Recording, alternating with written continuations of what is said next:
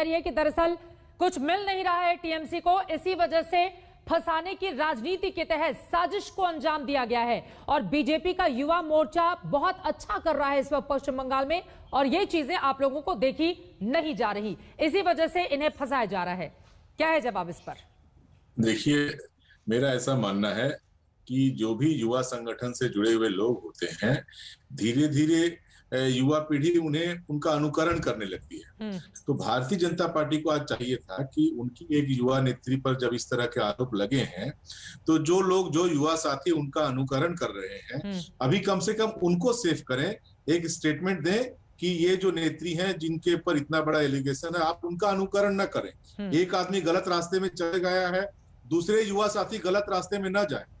दूसरे युवा साथियों को गलत रास्ते से रोकने के लिए भारतीय जनता पार्टी को बयान जारी करना चाहिए। ये ना करके वो इन्हें सेव करने का प्रयास कर रहे हैं या तृणमूल कांग्रेस पर ये आरोप लगा रही है, ये ठीक नहीं है। और तृणमूल कांग्रेस ऐसा क्यों करने जाएगी? हमारा मानना है कि ये पामेला गोस्वामी यदि तृणमूल भाजपा की नेत्री नहीं भी होती, साधारण एक महिला भी होती, साधारण एक लेडी भी होती, और यदि ऐसे कामों में जुड़ी रहती तो पुलिस उस पर कार्रवाई करती। भारतीय जनता पार्टी, ये इंसिडेंटली पता चल गया कि वो भारतीय जनता पार्टी की नेत्री है। लेकिन आप लोगों की भी तो नजर है ना, सुधांशु त्रिवेदी जी से जैसे ही संपर्क होता है तुरंत बताइएगा, लेकिन आप लोगों की भी तो नजर है ना यहाँ पर जितेंद्र तिवारी जी, कि भारतीय जनता पार्टी के एक एक नेता को टारगेट किया जाए, उसके पुराने मामले को खंगाला जाए और फिर चुनावों में फसीहत करवाई जाए। बीजेपी यही आरोप लगा रही है आपके ऊपर। देखिए, अभी 24 घंटा पहले हमारे देश के गृह मंत्री जी ने एक टीवी चैनल पर बयान देकर कहा कि यदि किसी को अपराध कोई करता है तो क्या वो महिला है, वो पुरुष है, वो नाबालिग है, वो किसान है, इसको सोचकर उसे दूर छोड़ दिया जाए।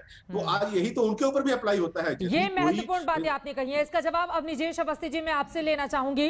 देखिए, अगर खुद गलती करें, फंस जाए, पुलिस चूंकि काफी दिनों से नजर बनाए हुए थी और जब उनको पकड़ लिया गया रंगे हाथों, तब इस तरह की बातें कहा जा रहा है कि दरअसल ये टीएमसी करवा रही है, कहां तक जायज है?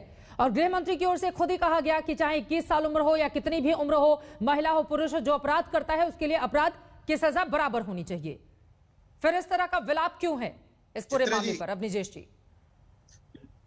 चित्रा जी, एक मुझे ये मालूम नहीं कि किसी बीजेपी के नेता ने ये कहा है क्योंकि वो महिला है या कम उम्र की है इसलिए उसके खिलाफ कार्रवाई नहीं होनी चाहिए। मैंने कम से कम अब तक ऐसा बयान नहीं देखा। इस वाले मामले में नहीं, लेकिन टूलकिट वाले मामले में तो इस तरह का बयान सामने आया था। अब आगे बढ़ते हैं, इस वाले मामले में किसी ने नहीं दिया है, इसको मैं क्लैरिफाई कर दूं, ठीक है?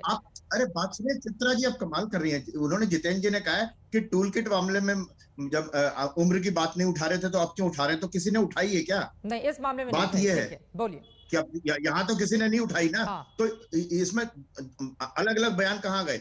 सबसे महत्वपूर्ण बात यह है कि पामेला गोस्वामी अगर पकड़ी गई कोकिन के साथ, उनके सारी जांच होनी चाहिए और उनको स्वयं भी उस जांच में सहयोग करना चाहिए। और इसको पॉलिटिकल मुद्दा बनाना है टीएमसी को तो बनाए, लेकिन एक बात बड़ी साफ सी है कि जांच बिल्कुल होनी चाहिए। मुझे इसमें कम से कम कोई आपत्ति नहीं दिखाई देती कि अगर कोकिन पकड़ी गई है जैसा कि आप लोग बता रहे हैं, तो उसमें जांच से किसी भी तरीके की, जांच में किसी भी तरीके की बाधा नहीं पैदा होनी चाहिए। बड़ी साफ सी बात है। मेरे पास जितनी इंफॉर्मेशन है मैं उतनी इंफॉर्मेशन आपको दे रहा हूं, और मेरा मत यह है।